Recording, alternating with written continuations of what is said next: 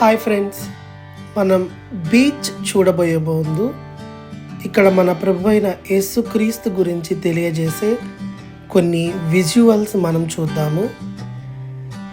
ఈ విజువల్స్ మనం చూడాలంటే ఈ మెయిన్ చర్చ్ దగ్గర నుంచి కొంచెం సైడ్గా మనం ముందుకెళ్ళినట్లయితే అక్కడ మనకి కొన్ని విజువల్స్ కనిపిస్తాయి.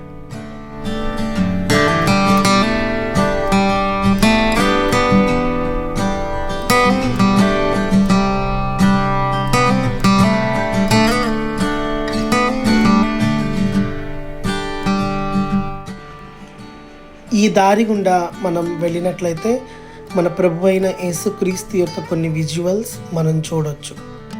అవి ఏంటి అంటే, మన ప్రభు అయిన యేసుక్రీస్తు, మన నిజ దేవుడైన యేసుక్రీస్తు ఎలా పుట్టాడు, ఎలా పెరిగాడు, ఎలా జీవించాడో ఈ విజువల్స్లో మనం చూడొచ్చు.